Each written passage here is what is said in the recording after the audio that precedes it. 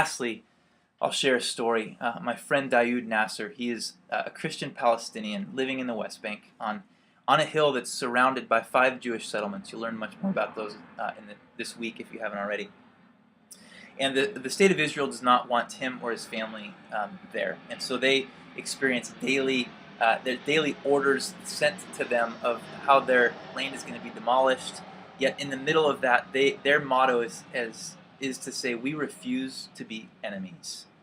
When we follow the Jesus way, we can't see the other as an enemy first and foremost. We have to see the other as a human. And so even when we experience the worst persecution and oppression, we refuse to be enemies. He tells the story of one evening coming back to their property in this old yellow Volkswagen bus they drive around there in the Middle East. And him and his wife have 2 young children.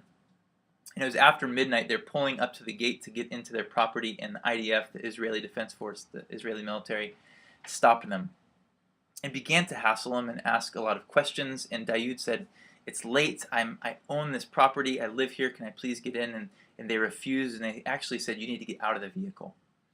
And so Dayoud got out of the vehicle, continued a conversation, and they said, "Everyone needs to get out of the vehicle." And Dayoud looks at them in the eye and says, "I have 2 young children that are sleeping in the back. If I wake them up to the sight of weapons and soldiers, they're going to have nightmares for the rest of their life." But they refused to accept that, and Dayoud was forced to wake them up. So he goes to the back of the van, and he leans down, and he slowly wakes up his children, and he says this in English so the soldiers can hear. He says, "Children, I have 2 friends I need you to meet." And as soon as the soldiers heard that, they were disarmed. They stepped back. They had heard something they did not expect to see, and they let Dayoud and his family through.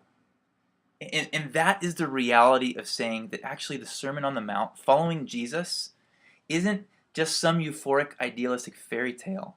To follow the peacemaking way of Jesus is actually gritty and subversive and everyday. And when we live it out, amazing things begin to happen. That one of those soldiers came back weeks later and tracked down Dayoud and said, "Why did you respond like that?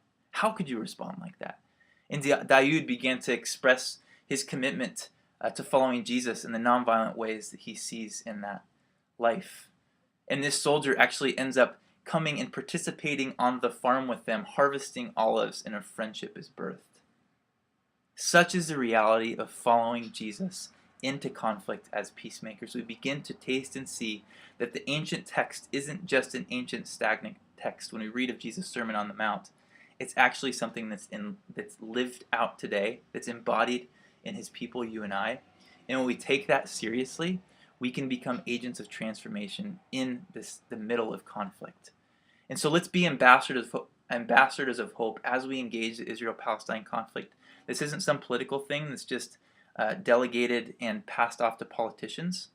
This is something that you and I engage on a human level so we can be agents of transformation in our neighborhoods, and that begins to ripple positively all the way to our friends in the Middle East. So blessings, shalom, salam on your studies this week. I'm looking forward to engaging with you all in the forums. If you have questions, throw them out there. I'd love to track with you all.